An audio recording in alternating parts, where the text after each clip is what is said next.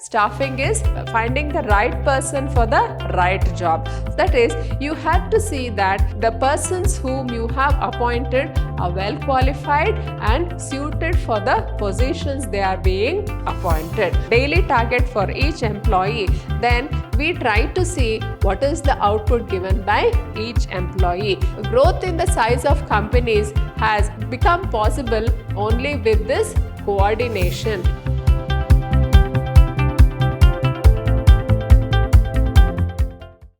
Hello everyone, I am Purnima, faculty in the Department of Commerce, Vidhyaashram Pre-University College, Temple of Excellence. Today, we are in the third session in the nature and significance of management. In this session, I will be discussing about the functions of management. So as you all know, the various functions of management are planning, organizing, staffing, directing and controlling. So these are the management functions. Now, in these functions of management, we will be discussing about what is planning. So we all know that planning is the bridging the gap between the present and the future. So in this planning function, what are the various aspects of it and the meaning of the planning function we will be discussing. Okay. Now, planning is the function of determining in advance what is to be done and who is to do it. So you are determining what you want to do in future and who has to do it. So in this planning function, so it is nothing but decision making. So you are planning for the future or you are taking a decision relating to your future or your destiny or the organization. Now, what are the various functions involved in planning? Let us just go through that. Now, in this planning function, the first one is setting goals in advance. Now, suppose you want to do your chartered accountancy course, then what is the first step you have to do? So, first step is you have to take up the commerce combination in PU level and then you have to do your BCom or BBA in the undergraduate level and then you can go on to do your CA course. So, this is how you set your goals and that is the way of planning. That is, planning is you set your goals in advance. So setting goals in advance. Now, the next step in planning is develop ways to achieve them.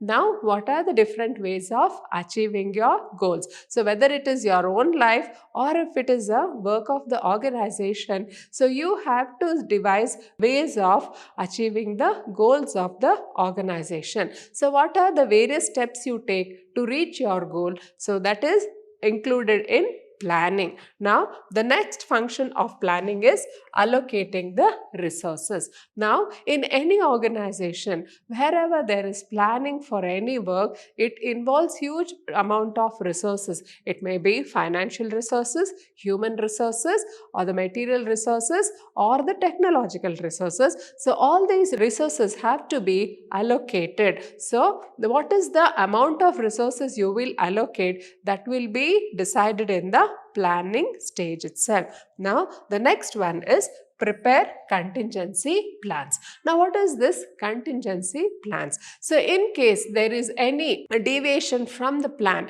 then you have to draw up a backup plan. Suppose there is any problem with regard to distribution of raw materials, then you need to have a backup to see that you get your production done within the stipulated time. So, this is related to planning function. So, the next function of management is organizing. Now, what is the meaning of organizing? If you can see in this picture, there are 4 people who are pushing the pieces or various pieces of this blocks. So, that it becomes a complete picture. So, in the same way, in the organizing function, we bring together all the elements required to build an organization. So, it may be the men, it may be money, it may be machines, or it may be materials. Along with the 5th ingredient, that is management, we will be able to build a organization. So, in the organizing function, what do? Or we will also look into the meaning of the word organizing. So, organizing is the management function of assigning duties. Now, we will be looking into other duties. So, we will be dividing the work of the organization, and then for each work, we will be creating departments, and for each department we will be assigning duties and responsibilities. So assigning duties, grouping the tasks. So grouping of tasks means, so one particular job will be done by one particular department. So you just divide the work of the organization into different departments. So it may be the purchase department, sales department, or it may be the marketing department, HR department, or the finance department. So depending on it, so you just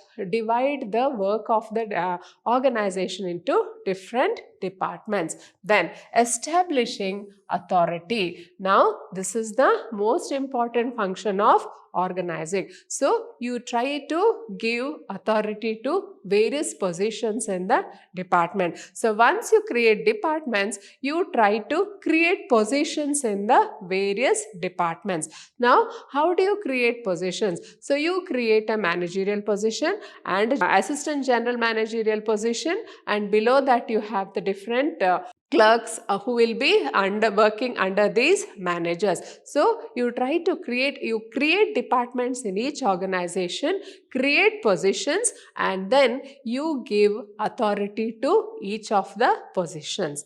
Now after that, we are allocating the resources. Now this is the most important. So in the planning function, we have a plan of what is the amount of resources to be allocated for each work. Now you are actually allocating the resources to the each work to be done in the organization, and allocating resources required to carry out a specific plan. So whatever the plan when plans are drawn in the organizing function, we try to see that the plan is implemented. So to implement the plan, what are the resources, what are the duties, what are the tasks, and what are the authority involved? So all these will be done in this organizing function. Now let us look into each one of them, that is assigning duties.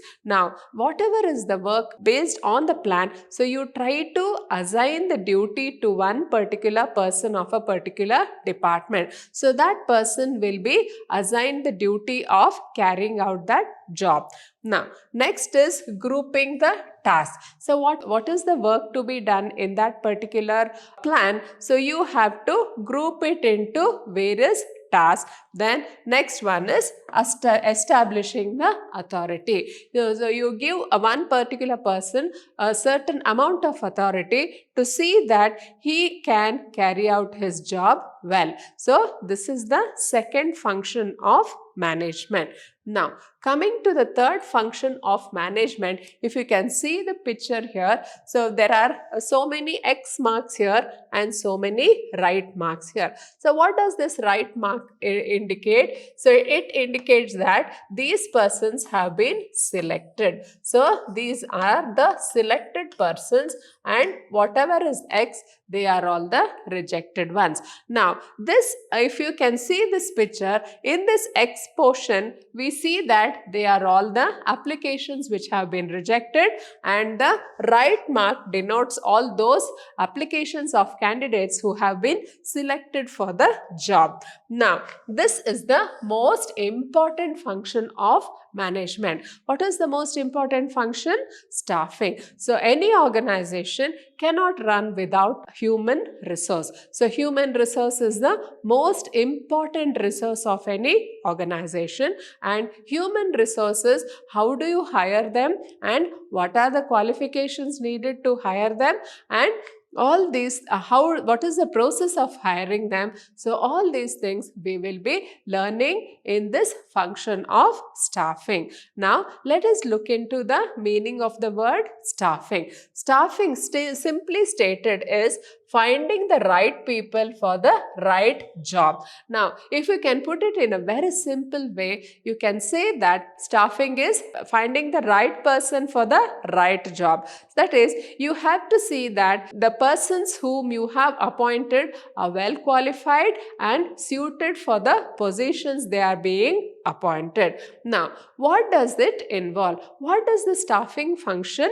involve? Now, first is the process of recruitment. Now, what do you mean by recruitment? So, in this recruitment process, we will be inviting applications from prospective candidates for the job. So, we have created various positions in our organization, and for each position will have its own qualifications and skills required, and so we put an ad in the newspaper inviting applications from prospective candidates who will be suited for the job. Now, in this process of recruitment, so we have already placed an ad in the newspaper and we have received the applications. Then in the next process, it is the selection process. Now, what is this selection process? So in this selection process, we will be selecting the persons who are suited for the job and rejecting the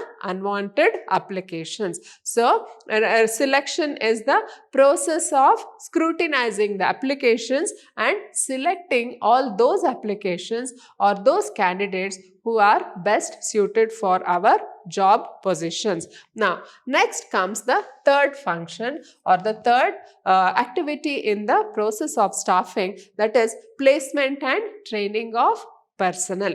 Now, what is this placement and training of personnel? So, once you have made the selection of the persons for your job positions, then the next process is you try to give them proper training. So, you see that they get the required training and they acquire the required skill and knowledge about the job, and they do the job perfectly. So, once you give them proper training and development, they can be better suited to handle the job. So, in the staffing process, we will see that the persons are properly trained and properly skilled so that they don't do any more mistakes, or they can be in a position to handle the jobs in a better manner. Now, the next function of management is directing. So, if you can see this picture here, so there is one person who is leading all these other persons. So, this person can be the manager. So, he is the manager who will be leading the subordinates, or we can also call him the superior, and these are the subordinates.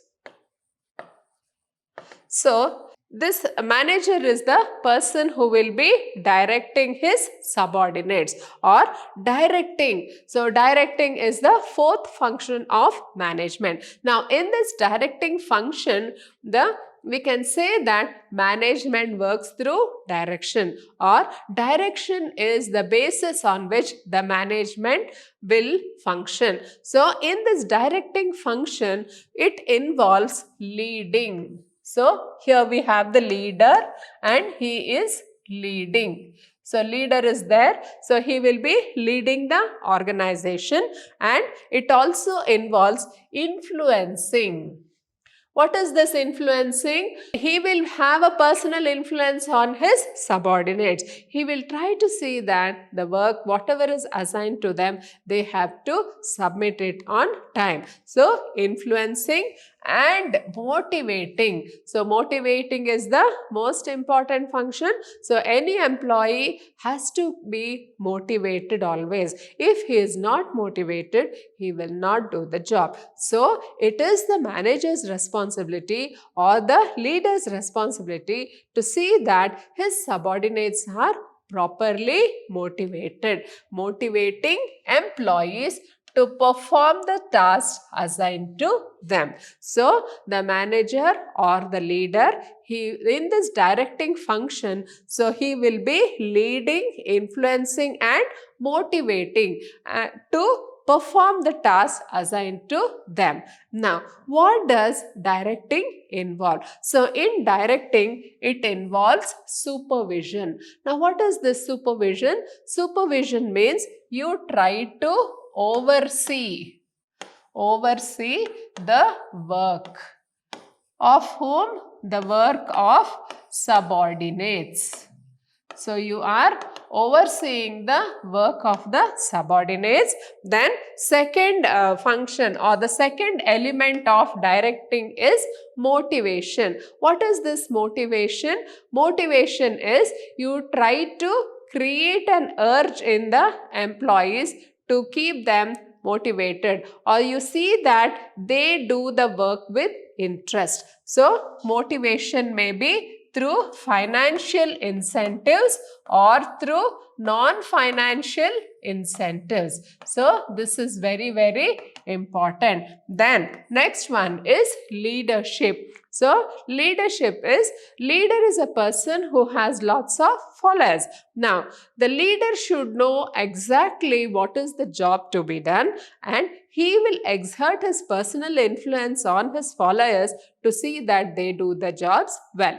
Now, leadership quality should be inborn in a manager. So, if it is not inborn, he can at least acquire it through various development activities. Then, next one is communication. So, this is the most important aspect of directing. So, whether it is orders, issuing orders, or whether it is giving the jobs or anything, whatever is there, it will be through communication. Communication is nothing but the giving of the message. You are sending the message from the sender to the receiver. So, whatever has to be communicated, it will be from the sender to the receiver. So, this communication is the most important function in management. So, all the plans drawn by the top level management will be communicated to the middle level management, and in turn it will be communicated to the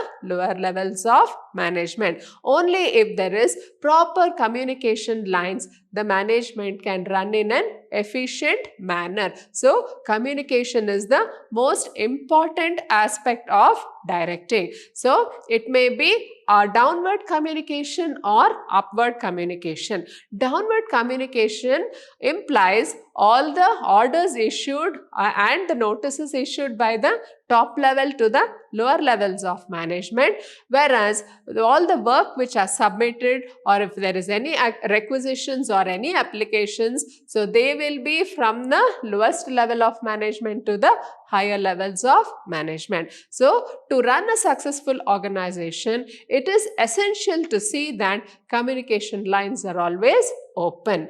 Now, the next part or the next function of management is controlling. So, controlling is the management function. So, why controlling is the management function? Because we have to see that the plans are implemented as it has been earlier decided, as per the decision taken by the top level management. So, in the controlling function, we just see how the work is being done in the organization, and we also see whether there are any deviations to the job, and we also see that the job, if there are any deviations, we try to bring the deviations to the right track. So, in the controlling function, it does not only relate to the work of the organization, it also relates to the behavior of the employees. So, we know that management exists wherever there is group activity, or management is a social process. So, why we tell management is a social process?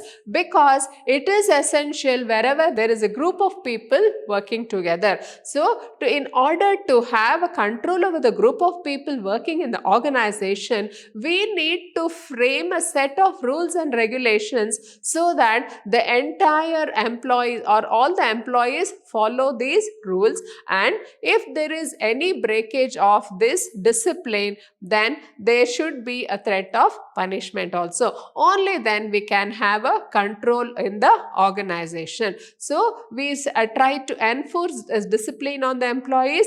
We try to make them aware of the rules and regulations of the organization to see that they fall in line with the organization and all the organizational work is carried out as per the plans. Now, let us look into what are the various activities involved in this controlling function. So, in this controlling function, we have establishing standards of performance. So, if it is a manufacturing sector, then we have a set of standards. So, what is the standard target to be reached by each employee? That will be set by the management. Then next is measuring current performance. Now, once you set the standards for daily target for each employee, then we try to see what is the output given by each employee. Then the next part of this controlling function is comparing with established standards. Now, how do you compare? So, what is the established standard? So, you have already fixed the target for each day. Then you compare the actual with the standard. Then the fourth function or the fourth task is taking corrective action. So, you try to take corrective action. So, if there are any deviations, so if any one of the employee has not reached the target, then you try to see what is the problem. If the employee is underskilled, or what is the problem in his not reaching the standard. So all these things we will have to look into. So all these things involve the controlling function, and we can also say that planning and controlling are almost two parts of the same coin. So wherever we have plans, we need to control. Plans and control are very, very important. So these are the functions of management. If you can see here, so in this diagram we see that the greater part is, this is the top level, and from there the lowest levels of management. So from the top level will be controlling the activities of the lowest levels of management. Now, so all these are relating to the functions of management. Next, the most important aspect of management is coordination. Now, let us look into the meaning of coordination. What is the meaning? So, it is the essence of management. So, if you don't have proper coordination in the management, the organization cannot survive. Now, what is the process of coordination? It is a process by which the manager synchronizes the activities of different departments. What is this synchronizing the activities? You'd see that, as I told you earlier, in the organization function, we will be creating various departments. So, production department, sales department, marketing department, HR department, finance department. Now, so each of the departments are interrelated. So, they cannot survive independently. So, each department will have its own functions, it will have its own objectives, it will have its own policies. But then they are all a part of the whole organization. So, if they have to be in the organization, they have to work in coordination with other departments. So, for each of the department will have to help one another or cooperate with one another to see that the organizational goals are reached. So, coordination is the essence of management. So, in this management function, or this management functions through coordination, and let us see what are the features of coordination. If you can see here, there are various persons who are holding different blocks, and it comes up to teamwork. So, this teamwork is done with the help of coordination. Now, let us look into the features of coordination.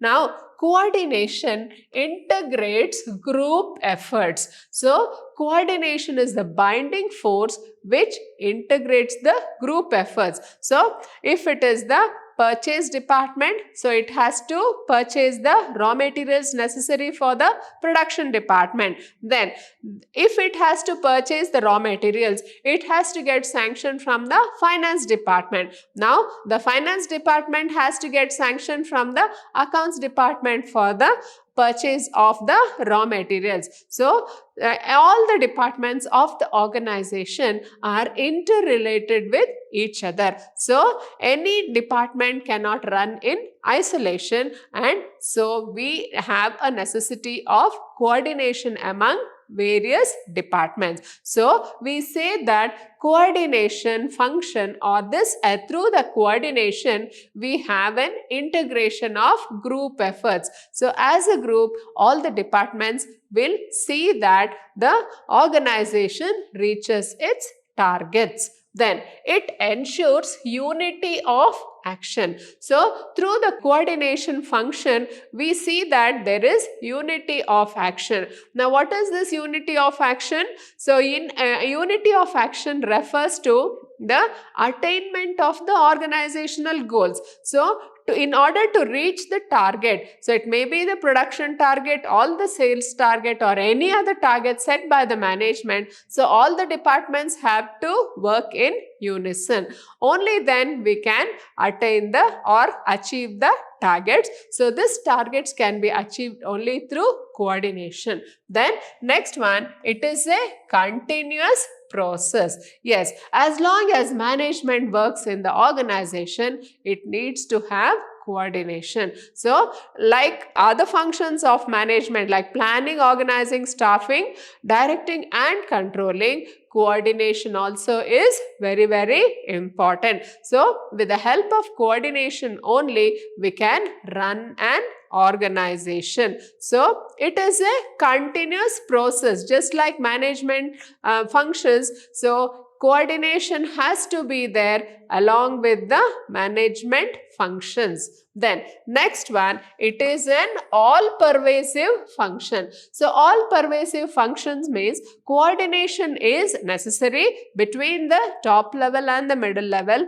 and the operational level of management. So if there is no coordination between the three levels of management, then the management cannot run. In a similar way, there should be coordination among different departments of the organization. So if the HR department does not do its work, then all other departments will not have the necessary staff required. So the HR department has to work to see that all the proper positions in the department are properly staffed. Next, it is the responsibility of all managers. So coordination is the responsibility. So whoever heads each department, so all the departmental heads should be coordinating with one another. So all the departmental heads or the managers, they should see that there is proper teamwork and proper cooperation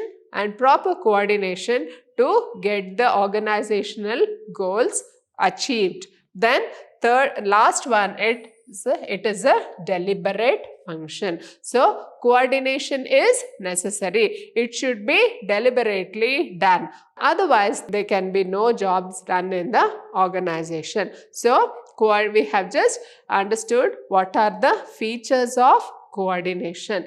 Next is the importance of coordination. If you can see the picture here, there are 4 persons here, 1, 2, 3 and 4. They make the complete circle. So coordination is through the coordinated efforts of these 4 persons. So they have been able to put these blocks into a round table. So in the same way, if you can understand what is the importance of coordination. Now, first one is growth in size. Now, what is the growth in size? This refers to growth in the size of the organizations. So, organizations have grown immensely in the past few years. So, after this liberalization and privatization of all policies, we can see that the organization have grown immensely. So, we see a new form of business organization called the multinational companies.